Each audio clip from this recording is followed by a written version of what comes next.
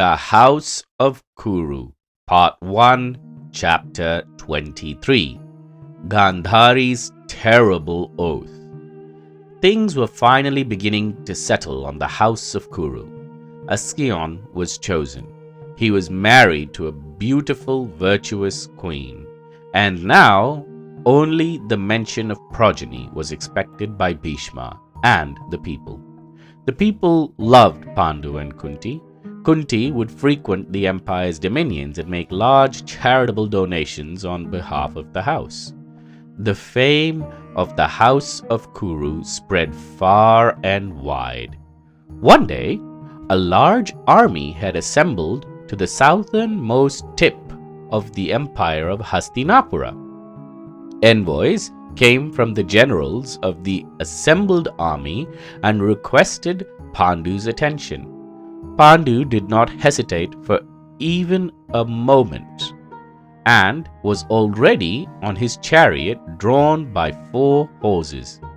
His charioteer stopped the chariot in front of Shalya, a general known for his exceptional talent with the spear. I, Shalya, Generalissimo of the Madra kingdom, have approached your kingdom with a proposition, said the general. Your greatness on the bow has won many lands, fame, and great repute. I wish to form an alliance with your empire.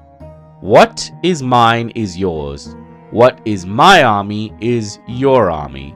And together let us forge this alliance. And as I am the scion of the Madra kingdom, this alliance will be solidified once I ascend the throne, said the general. And should you refuse my alliance, then prepare to battle. We in the land of Madra are known for our pride, and we will fight to the death as our armies clashes with yours, roared the general. Now Pandu thought for a moment. The kingdom of Madra was known for its excellence on thrown weapons such as spears, javelins, and tridents. The general Shalya is not asking for a tribute, merely an acknowledgement of allegiance. Pandu got down from his chariot, as was the custom, and addressed the general. General Shalya, the empire of Hastinapura heartily accepts your proposal of allegiance. Come, let us celebrate our newfound allegiance with a feast, said Pandu. Nothing gladdens me more, roared the general Shalya. But first, there is a greater task at hand, he said. Greater? Inquired Pandu, curious about what could be more important than solemnizing their allegiance with a feast. Yes, mighty king of Hastinapura. I give you my sister, Madri's hand in marriage to solidify our newfound allegiance. You must marry the dutiful Madri, said the general. Madri was the very definition of beauty. Perfectly rounded hips, sporting an hourglass figure with slightly wheatish complexion and very beautiful eyes which twinkled when she beamed. And she was indeed beaming. Madri too had heard of Pandu's conquests on the land.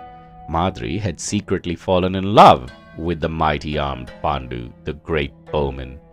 As soon as she heard the land of Trigartas had fallen to Pandu's bow, she decided that he was her Prince Charming. She concocted a brilliant scheme with her elder brother Shalya, the scion of the Madra kingdom.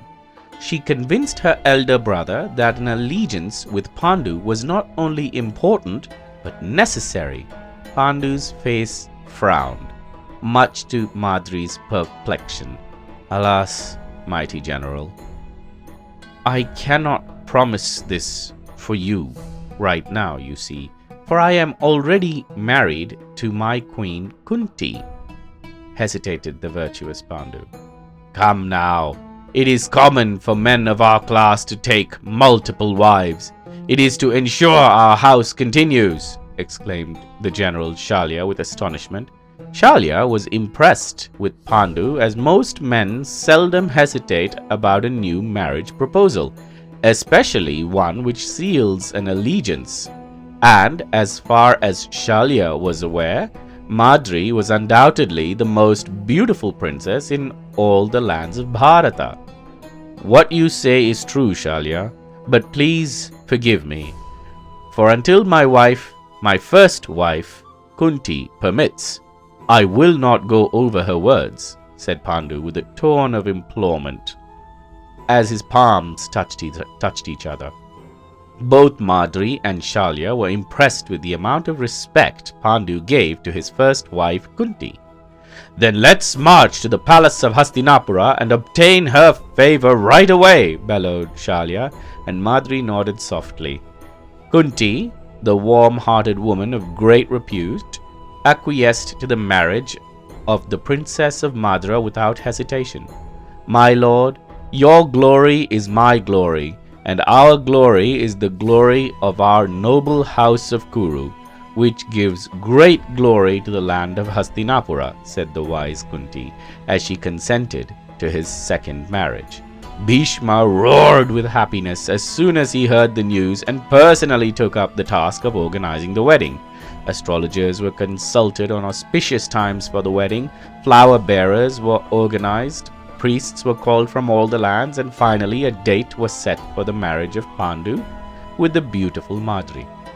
Finally, after much planning and organizing, the day of marriage arrived, and Madri looked like an angel from heaven, glowing brightly with sparkling eyes, draped in golden marital robes.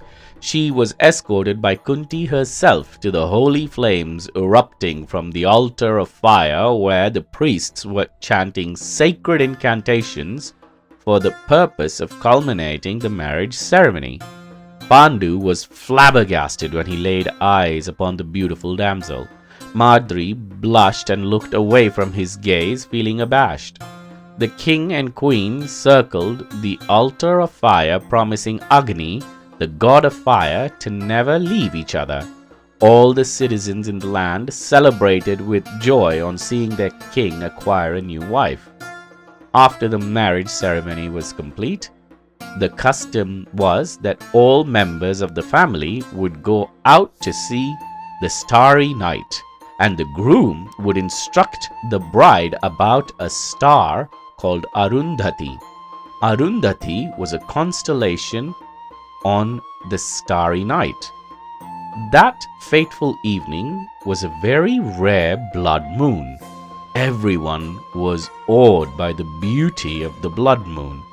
Pandu showed the pole star named Arundhati to Madri and Kunti. Both the brides were in awe of the full moon, and to their surprise, so was Gandhari, the wife of Dhritarashtra.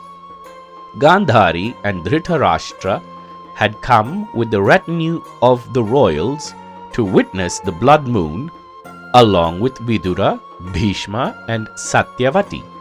Gandhari, in a moment of childishness, pointed to the blood moon and said, "I can see the beautiful red moon, but can you show me the star Arundhati?" asked Gandhari to Dhritarashtra. It took a few seconds for her to realize how silly this was. It was as though she had willingly pointed out that he was blind. Dhritarashtra, however, was crestfallen. That one sentence had completely devastated him. Pandu's marriage to both Kunti and Madri had not lifted his spirits either. He had always managed to give Gandhari anything and everything she wanted. He fell down on his knees. Gandhari felt a pang of guilt plummet into her stomach as though she swallowed a large stone.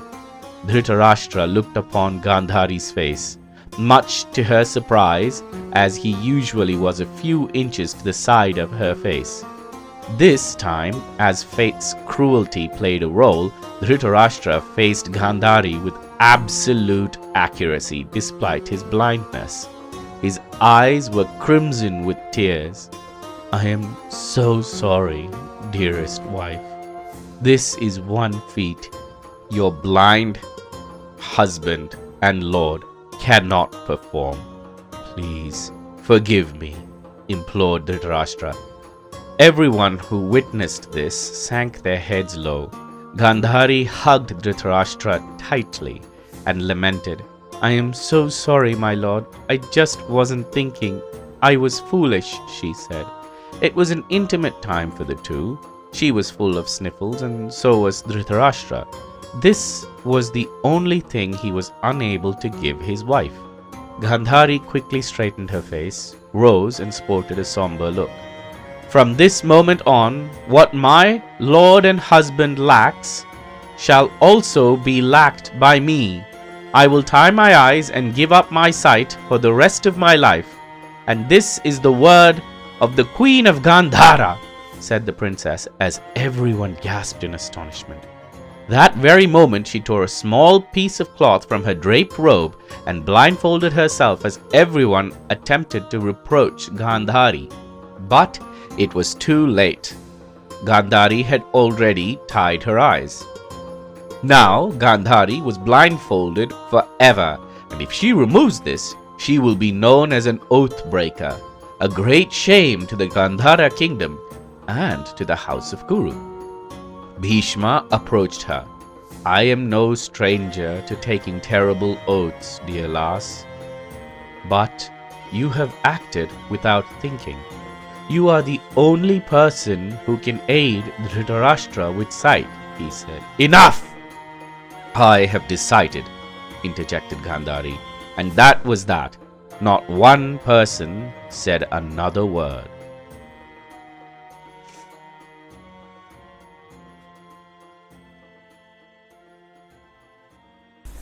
I hope you liked today's episode of The House of Kuru.